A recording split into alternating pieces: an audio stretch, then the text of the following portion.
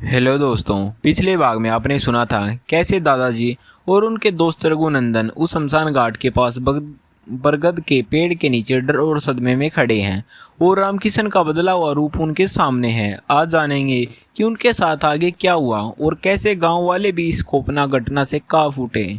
भारी आवाज में बोलता रामकिशन अब इंसान नहीं, एक शैतान दिख रहा था। उसकी आंखें चमक रही थी, चेहरा मरे हुए जैसा और हाथों की पकड़ ऐसी कि सांस लेना भी मुश्किल। रघुनंदन अब लगभग बेसुध था, उसकी आंखें पलटने लगी थी और दादाजी अपनी पूरी ताकत से उस भूतिया रामकिशन के हाथ में अपना गला छुड़ाने की कोशिश कर रहे थे। मन में बचपन की सारी बातें, माँ की दी हुई वह छोटी चाकू, हर चीज घूम गई।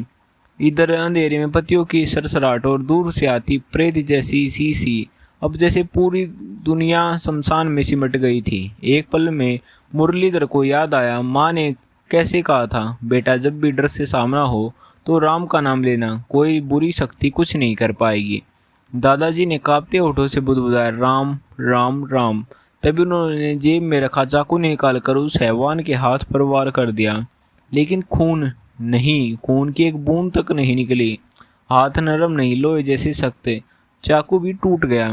तभी रघुनंदन ने आखिरी जान लगाकर जमीन से मुट्ठी भर मिट्टी उठाई और हैवान की आंख में झोंक दी। एक अजीब भयानक कान फाड़ू आवाज गूंजी। दोनों लड़खड़ाते हुए जवान जमीन पर गिरे। रात के अंधेरे में वे बिना पीछे देखे भागे। जंगल, झाड़ियां, कांटे, कोई होश न था, बस किसी तरह जान बचाने की चाह थी। गांव के पास पहुंचते ही चौक में चीखते हाफते गिरे। कुछ बूढ़े जाग चुके थे। क्या हुआ बच्चों, ये क्या हालत बना रखी है? दादाजी की आवाज कांप रही थी, आंखों में डर और थकान। रघुनंदन तो बेहोशी पड़ा था। किसी तरह बुजुर्गों ने पानी डाला, होश में लाए, फिर दोनों ने आंखों देखा, हाल बताया। रामकिशन वह रामकिशन नहीं था। उसकी आंखें, उसकी ताकत, सब कुछ अलग था। गांव में हर कोई रात के सन्नाटे में हर किसी के दिल में डर का कोहरा। सब लोग सीधा रामकिशन के घर पहुंचे। पहले रघुनंदन के पिता ने पूछा, आपका बेटा कहाँ है? घर वाले बोले, वह तो घर में सो रहा है, बहुत थका हुआ आया था आज। लेकिन जब कमरे में जाकर देखा, बिस्तर पर कोई नहीं था। असली माजरा तब सामने आया जब गांव वालों ने पूरी बात सुनी।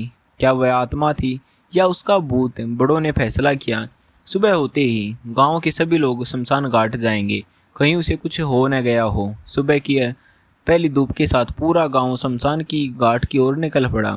हर कदम पर डर और आशंका, शायद वहां कोई सच्चाई सामने आए। जैसे ही बरगद के पेड़ के पास पहुंचे, रामकिशन की मां की जोरदार चीख निकली। सबका दिल बैठ गया। रामकिशन बरगद के पेड़ की मोटी टहनी से फांसी के फंदे पर झूल रहा था। चेहरा नीला, जीभ बाहर, दोनों आंखें खुली, जैसे मरते वक्त भी डर समाया हो। उस दृश्य को देख गांव वालों का खून पानी हो गया।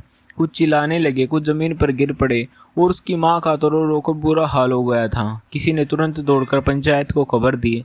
हम समझ ही नहीं आ रही थी ये हुआ कैसे। बरगद के नीचे वही निशान, वही मिट्टी, वही चाकू और खून की सूखी बूंदें। बुजुर्गों ने सबको नीचे उतारे, सारे सबूत देखे। रघुनंदन कांपते हुए बोला, वह तो हमारे साथ शमशान घाट से दौड़ना बंद करने बोला था, लेकिन घर कैसे पहुंच गया? गांव के बुजुर्ग बोले, बेटा कई बार आत्माओं को चैन नहीं मिलता, बरगद पर आत्माओं का वास माना जाता है।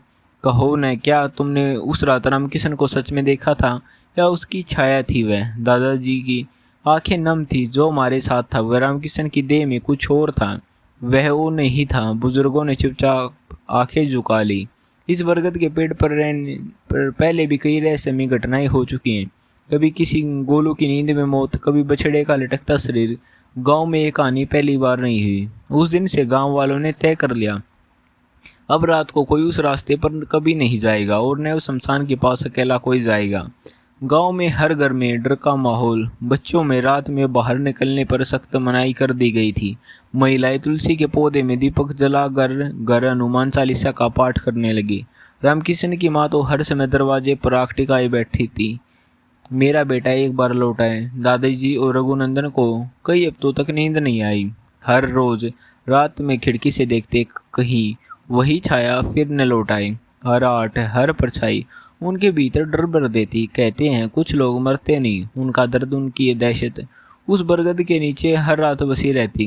आज भी गांव में कोई सड़क उस बरगद उस घाट की ओर जाने से डरता है। रामकिशन की मौत के बाद पूरे गांव में मातम और डर का माहौल था। बच्चों से लेकर बूढ़े तक सभी डरे हुए थे। हर कोई न कोई उस बरगद के पेड़ के पास जाता, न रात को उसके रास्ते पर निकलता। कहते हैं कई हफ्तों तक शमशान घाट के पास रात को अजीब सी लपटें और नीली रोशनी देखी जाती थी। दादाजी के घर की खिड़कियां हर रात बंद हो जाती। माँ ने तुलसी में दीपक जलाना और मंत्रों का पाठ पढ़ा दिया। रघुनंदन अब अपने माँ बाप के पीछे ही रहता। नतीजा ये हुआ कि दोनों दोस्त बाहर जाना ही छोड़ चुके थे। पर डर का असली साया दिल के भीतर बैठ गया था। दादाजी कई बार सपने में वही घटना देखते, रामकिशन की लाल आंखें, राक्षसी ताकत और वह बरगद का पेड़। कभी कभी ऐसा लगता है जैसे कोई खिड़की के बाहर से जाग रहा हो। हवा की सरसराहट, संदिग्ध परछाइयाँ और हर छोटी आठ पर दिल धड़क जाता। एक रात दादाजी ने माँ से कहा, माँ क्या वो सच में रामकिशन था या कुछ और? माँ ने सिर पर हाथ फेरते हुए कहा, बेटा कुछ सवाल कभी हल नहीं होते। आत्माएं जब तक अपना दुख नहीं छोड़ती उनका चक्कर पूरा नहीं होता है। ऐसे ही कुछ समय गुजर गया। फिर मामले की गहराई को देखते हुए गांव के प्रमुख ने पंचायत बुलाई। सब ने मिलकर तय किया रात को शमशान घाट की तरफ कोई नहीं जाएगा। बच्चों को सख्त हिदायत दी गई। गांव के पुजारी ने बरगद के पेड़ और शमशान घाट पर हवन और विशेष पूजा रखी। हवन के बाद गांव में थोड़ी राहत तो आई, पर बैदल के किसी कोने में हमेशा रहा। बुजुर्गों ने दादा नानी की कहानियां सुनाई। कुछ दशक पहले इसी बरगद के पास गांव में महामारी फैली थी। कुछ कहते हैं वहां एक साधु तपस्या करता था और उसका क्रोध शमशान घाट में बस गया। बरगद के पेड़ पर जिस आत्मा का वास है वह दूर इच्छाओं के चलते भटकती है। पुरानी चिट्ठियां, गांव की दंतकथाओं और लोकगीतों में भी शमशान घाट के देवी देव का जिक्र बार बार मिलता रहा। पुजारी ने गांव वालों को बताया, बेटा जब तक बरगद के नीचे पीपल का दीपक, मंत्र और सच्ची श्रद्धा से प्रार्थना नहीं होगी, आत्मा को शांति नहीं मिलेगी। इसलिए आज से 21 रातों तक हर घर से कोई न कोई उस पेड़ के पास दीपक जलाने जाएगा। गांव वालों में जो डर था धीरे धीरे हिम्मत जागी। औरतें, बच्चे, बूढ़े सभी ने वहां रोज पूजा करनी शुरू की। 21वीं रात दादाजी ने भी गांव के साथ हनुमान चालीसा का पाठ किया। कहते हैं उस रात बरगद के पेड़ से हल्की रोशनी निकली और सुगंध फैली। सबको महसूस हुआ कि मानो वो आत्मा अब शांति पा चुकी है। समय के साथ गांव में सामान्य दिनचर्या लौटने लगी, पर पुराने डर की चुभन कभी पूरी तरह गायब नहीं हुई। रघुनंदन और दादाजी ने आखिरकार फिर से दौड़ना शुरू किया, लेकिन अब दिन में रोशनी में सबके साथ। रामकिशन का परिवार धीरे धीरे इस गम से बाहर आया, पर उसकी माँ हर बरसियों पर बरगद के पेड़ के नीचे जरूर दीपक जला कर आती है। और आज भी गांव के बच्चे रात को जब बरगद के पास से गुजरते हैं तो हल्की सी फुसफुसाहट सुनाई देती है, आगे मत जा, यहीं रुक जा।